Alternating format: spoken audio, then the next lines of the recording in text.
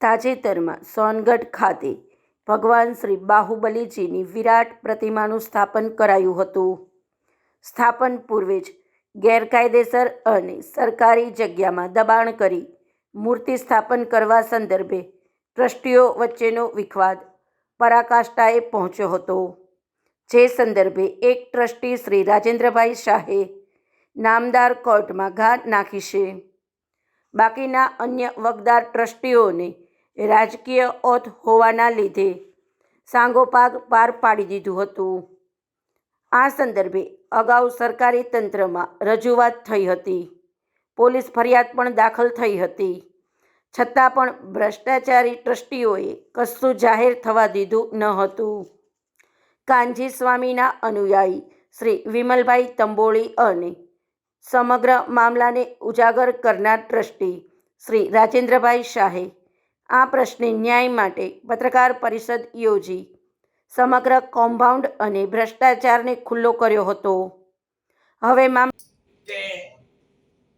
Charity commissioner કંઈ કરતા નથી, પોલીસ ડિપાર્ટમેન્ટ કંઈ કરતો નથી. હું એસપી સાહેબ પાસે ઘણીવાર જઈ આવ્યો, સીએમ ને લખ્યું, નરેન્દ્ર મોદીને પણ લખવામાં આવ્યું.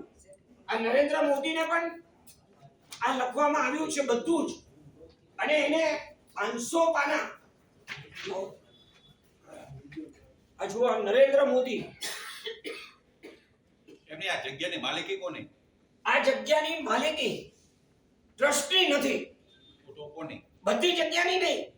સાંભળો, બીજી પણ જગ્યા છે, એ પણ ની ફરિયાદ એટલા માટે કરવામાં આવી કે ઘણા વખતથી અમારા ટ્રસ્ટના ટ્રસ્ટીઓને ઘણા પત્રો લખ્યા કે આ બધું ગેરકાયદેસર કામ કાનજી સ્વામીના શિષ્ય તરીકે મુમુક્ષુ થઈને કરી શકાય નહીં, અને દરેક વસ્તુના ઉકેલ હોય જ છે.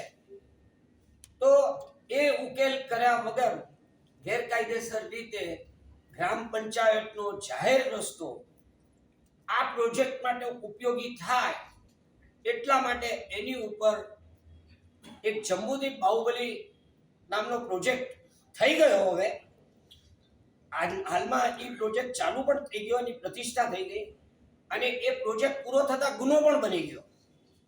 એટલા માટે એ પ્રોજેક્ટ જે આ ગ્રામ પંચાયતના જાહેર રસ્તા ઉપર કરવામાં આવ્યો, એના કારણે મારે આ ફરિયાદ કરવી પડી કે અમારા ટ્રસ્ટની અંદર એટલું બધું રાજકારણ ચાલે છે. આ પ્રોજેક્ટ 2006માં આની શરૂઆત કરી હતી. એમાં ભાનુવાડી નામના સ્થળ ઉપર અમારે ત્યાંથી 2-3 કિલોમીટર દૂર ત્યાં કરવામાં આવનાર હતો. એના માટે સિવિલ કોર્ટમાં ભાવનગરની મેં દાવો કર્યો કે આ પ્રોજેક્ટ આટલો દૂર જાય તો અમારા કાનજી સ્વામીનું જે ધર્મસ્થળ બનાવ્યું છે, જે સોનગઢ સુવર્ણપુરી, એનાથી દૂર થઈ જાય તો 2 ભાગ પડી જાય. એ નહીં થવા દેવા માટે મેં દાવો કર્યો હતો, અને બીજા ક્રિમિનલ કેસ કર્યા હતા. એ બધા ક્રિમિનલ કેસમાં પણ ટ્રસ્ટીઓ ઉપર પ્રોસેસ ઇસ્યુ થઈ ગયા, અને એટલા માટે થઈને એ લોકોએ મારી સાથે કમ્પલસરી સમાધાન કરવું પડ્યું. ચેરિટી કમિશનરે એવો ઓર્ડર પાસ કર્યો કે આ અરજદાર શ્રી રાજેન્દ્ર વસનલાલ શાહે તારીખ 25/8/22 ના રોજની એક અરજી અત્રે રૂબરૂમાં અમો સમક્ષ રજૂ કરેલ તે સદર અરજીની નકલ સાથે આ સામેલ રાખી મોકલી આપેલ છે. અરજદારે આ અરજીમાં કરેલ રજૂઆત સંબંધે તપાસનો મંત્રી ત્વરાએ તાત્કાલિક ધોરણે નિકાલ કરવાની કાર્યવાહી કરવી આથી સૂચના આપવામાં આવે છે. આ મદદનીશ ચેરિટી કમિશનરને એમને સૂચના આપી.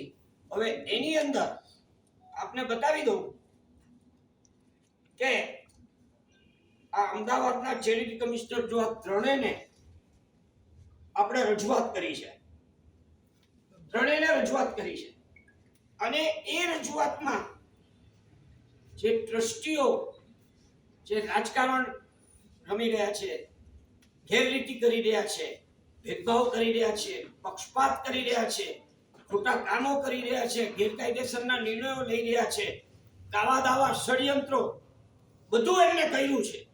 આ બધી રજૂઆત આપ્યા છતાં આ 25/8/22 નું પત્ર છે.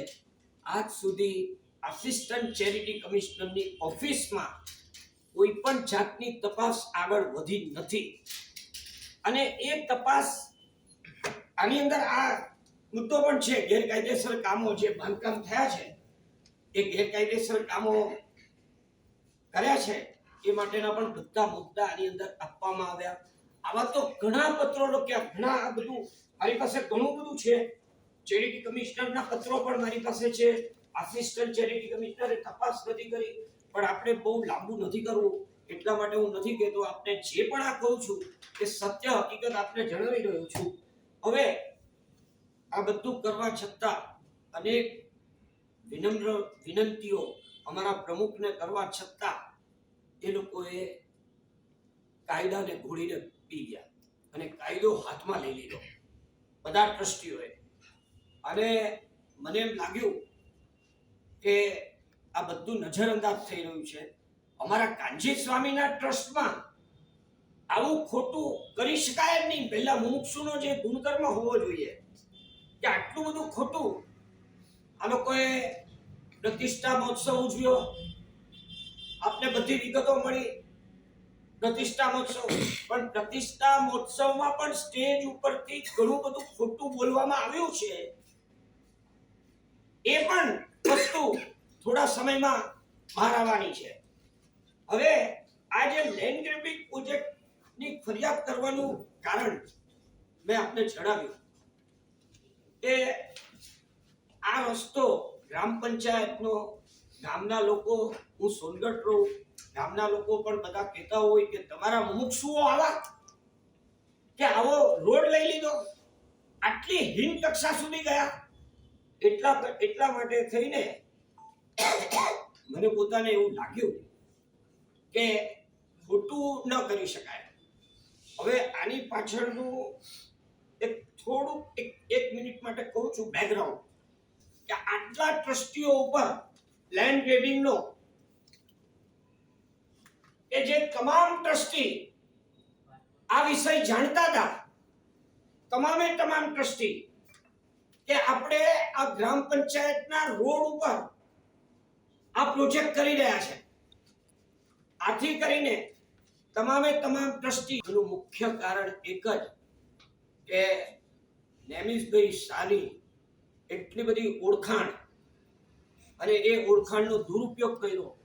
એમાં સોનગઢ પોલીસ સ્ટેશને, ચેરિટી કમિશનરની ઓફિસે, આ બધી ઓફિસોમાં બધાને ખબર છે કે ક્યાં કેવો ભ્રષ્ટાચાર ચાલે છે. ત્યાં પોલીસ સ્ટેશનમાં પણ હું કમ્પ્લેન કરું તો મારી કમ્પ્લેન દફતરે કરી નાખે. ચેરિટી કમિશનરમાં અરજી કરું તો એ નેમિષભાઈની ફેવરમાં ઓર્ડર કરી નાખે.